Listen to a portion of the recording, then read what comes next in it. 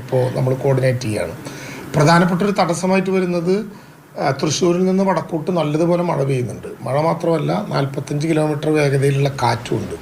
അപ്പോൾ ഞങ്ങൾ തന്നെ പുലർച്ചെ പോകാൻ ഒരു ഹെലികോപ്റ്ററിൻ്റെ സാധ്യത തേടിയിട്ടും പോകാൻ പറ്റാത്തത് ആകാശമാർഗമുള്ള യാത്ര കൂടി പ്രയാസമായി വന്നതുകൊണ്ടാണ്. അതുകൊണ്ട് ഇപ്പോൾ ഒരു ചെറിയ വിമാനം അറേഞ്ച് ചെയ്ത് പോകേണ്ടി വരുന്ന വിധത്തിലേക്കാണ് ഞങ്ങളിപ്പോൾ യാത്രയ്ക്ക് വേണ്ടി തയ്യാറെടുക്കുന്നത്. അവിടെ ഇപ്പോൾ ഒരു ആകാശ മാർഗമുള്ള വ്യൂ ലഭ്യമാക്കാൻ ഇപ്പോൾ നമ്മൾ ഉപയോഗിക്കുന്നത് എയർഫോഴ്സിൻ്റെ ALH ഹെലികോപ്റ്ററും MI-17 ഒരു ഹെലികോപ്റ്ററും രണ്ടും ഇപ്പോൾ സുഡൂരിലെ ക്യാമ്പസിൽ നിന്ന് യാത്ര തിരിച്ചിട്ടുണ്ട്.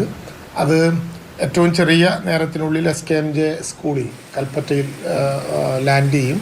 അവിടെ ലാൻഡ് ചെയ്ത് കഴിഞ്ഞാൽ ആദ്യത്തെ ശ്രമം ആ മേഖലയുമായി ബന്ധപ്പെട്ട പൂർണ്ണമായിട്ടുള്ള ഏരിയൽ വ്യൂ കിട്ടാവുന്ന വിധത്തിൽ ആകാശ ചിത്രങ്ങൾ എടുക്കലായിരിക്കും. അതിനെ തുടർന്ന് എയർ ലിഫ്റ്റിംഗ് സാധ്യമായ എല്ലാ സ്ഥലത്തും ആ പ്രവർത്തനങ്ങൾ നടത്തും. NDRFൻ്റെ 2 ടീം, ഒരു ടീം ഓൾറെഡി അവിടെയുണ്ട്, അങ്ങോട്ട് തിരിച്ചിട്ടുണ്ട്.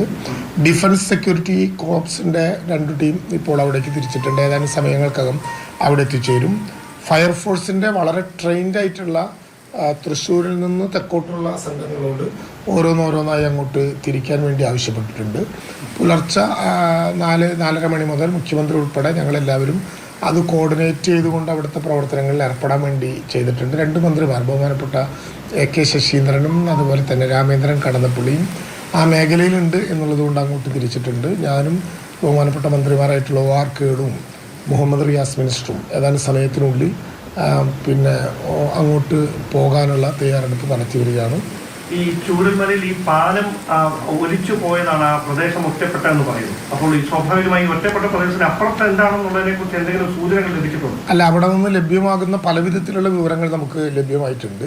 പക്ഷെ ഒരു പ്രധാനപ്പെട്ട പ്രശ്നമായിട്ടുള്ളത് ആളുകൾ വല്ലാതെ പാനിക്കാവുന്ന വിധത്തിൽ ഈ വിവരങ്ങൾ പുറത്തു പോകുന്നതുകൊണ്ട് ഉള്ള ഒരു അപകടം. ഞാനതുകൊണ്ട് നിങ്ങളോട് അഭ്യർത്ഥിക്കാനുള്ളത്, പ്രേക്ഷകരായ ആളുകൾ ചെയ്യേണ്ട ഒരു പ്രധാനപ്പെട്ട കാര്യം, അവിടെ ചെന്നിട്ട് ഏതെങ്കിലും വിധത്തിലുള്ള സഹായങ്ങൾ ചെയ്യാൻ പറ്റാത്ത ആളുകൾ ദയവായി അങ്ങോട്ട് തിരിക്കാതിരിക്കുകയാണ് ഏറ്റവും നല്ലത്. ഇപ്പോൾ തന്നെ നിങ്ങൾ ഈ വലിയ ദുരന്തത്തിനിടയിൽ ശ്രദ്ധിക്കാതെ പോകുന്നൊരു കാര്യം, കോഴിക്കോടിൻ്റെ അനന്തര മേഖലകളിലൊക്കെ ചെറിയ ഉരുൾപൊട്ടലുകൾ ഉണ്ടാകുന്നുണ്ട്. ഇപ്പോൾ വിലങ്ങാട്, നാദാപുരം മണ്ഡലത്തിലെ വിലങ്ങാട് ഒരു ഉരുൾപൊട്ടൽ ഉണ്ടായിരിക്കുന്നു. അപ്പോൾ അതുകൊണ്ട് മലയോരത്തിലൂടെയുള്ള അങ്ങോട്ടുള്ള സഞ്ചാരമൊക്കെ അപകടകരമായിട്ടുള്ള സ്ഥിതിയാണുള്ളത്.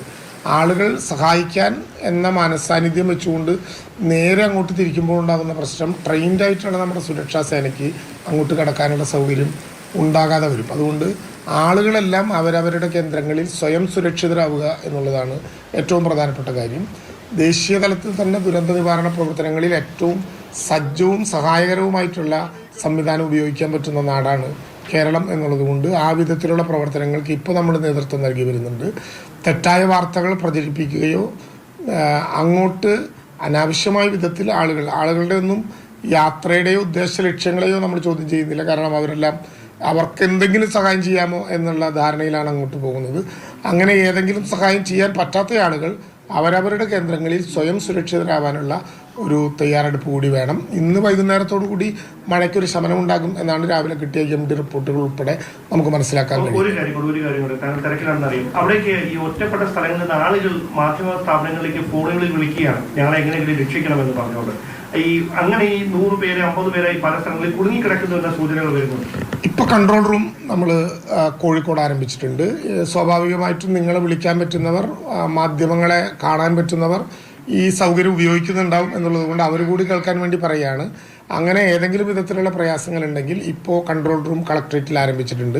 ആ കൺട്രോൾ റൂമിലേക്ക് അടിയന്തരമായി ബന്ധപ്പെടാനുള്ള സൗകര്യം ഉണ്ടായാൽ ആ വിധത്തിലേക്ക് എങ്ങനെ എത്തിച്ചേരാൻ കഴിയും, എങ്ങനെ നമുക്ക് കൊടുക്കാൻ കഴിയും എന്നുള്ളത് നോക്കാം. ഇവിടെ എയർ ലിഫ്റ്റിംഗ് ടീം എത്തിച്ചേർന്നാൽ എയർ ലിഫ്റ്റിങ്ങിൻ്റെ സാധ്യതയും നമ്മൾ പഠിക്കുകയും പുരോഗമിക്കുകയും ചെയ്യുന്നുണ്ട്. അല്ല, ചൂരൽമലയുടെ ചുറ്റുവട്ടത്തുള്ള സ്ഥലങ്ങളാണല്ലോ ഇതിൻ്റെ ഭാഗമായിട്ടുള്ള ദുരന്തമുണ്ടായിട്ടുള്ളത്.